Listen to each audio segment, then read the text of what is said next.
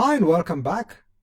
Now in this chapter, I want to tell you the tools that we are going to be using in this course.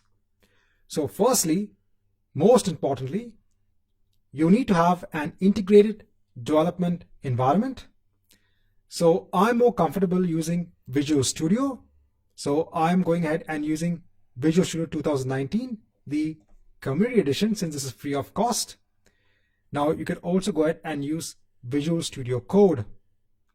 Now please note, as part of this exam or as a prerequisite for taking this course as well, you need to be proficient in .NET and C#. So the exam expects you to be proficient in at least one programming language, but in the exam you'll have C# .NET examples or code, and you'll be asked questions based on that.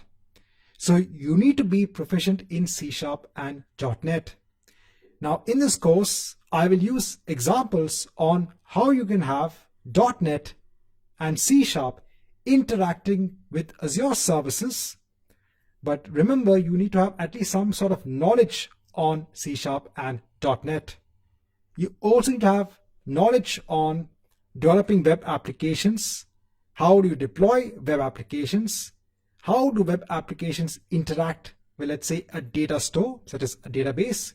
So all of these aspects are very, very important. Next, I'm going to be using another tool known as Postman. So this is a good tool for issuing API calls. So again, this is a freely available tool. So you can go ahead and download and install this tool. Once you go ahead and install the tool, this is what it looks like. You can actually go ahead and issue requests. So let's say you want to issue a request against google.com. You can go ahead and do that. Here is where you get the response. So we'll be using this tool quite a lot to issue API calls. Another tool that we'll be using is WinSCP. This will be used for FTPing into servers, especially our Linux-based systems. And another tool we'll be using is PuTTY. Since I'm on a Windows platform, I'm actually going to use this to connect to our Linux virtual machines.